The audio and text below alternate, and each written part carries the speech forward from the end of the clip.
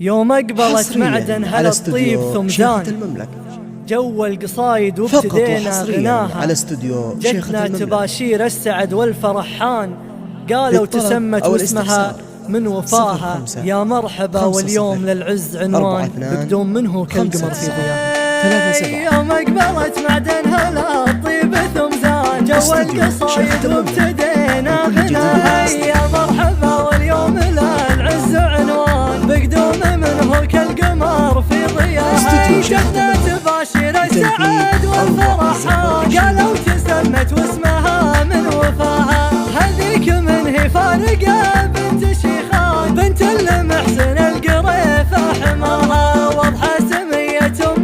ونور الأعيان للعز يا طري يشرف نباها واضحة تراها غير من دون نقصان واضحة ودايم عالية في سماها تدلع أيام لها القلب مسكان لا يا قمر عجزة والصف حلاها يفخري بنت الكرم نسل شجعان طلال بن نواف باسم انتباها وقبله ابوها الطيب والاسم برهان نواف يا حيا رقاس في علاها يا طيبة سيسان من كل جدان من عم ولا خالها العز جاي ضلاله جاري عز في كل ميدان يا ويل معادي هو من نواها ويا عسى الافراح في كل الازمان هذه ترى طاري السعاد في لفاها يوم اقبلت معدن هلا الطيب ثم زان جو القصايد وابتدينا غناها يا مرحبا واليوم للعز عنوان بقدوم منه كالقمر في ضياها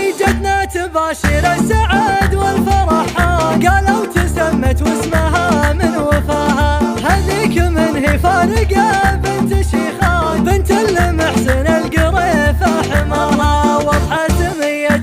ونور الأعيان للعز يا طري يشرف نباها واضحة تراها غير من دون نقصان واضحة ودايم عالية في سماها تدلع أيام لها القلب مسكان لا يا قمر عجزة والصف حلاها يفخري بنت الكرم نسل شجعان طلال بن نواف باسم انتباها وقبله ابوها الطيب والاسم برهان نواف يا حيا رقاف في علاها يا طيبة سيسان من كل جدان من عم ولا خالها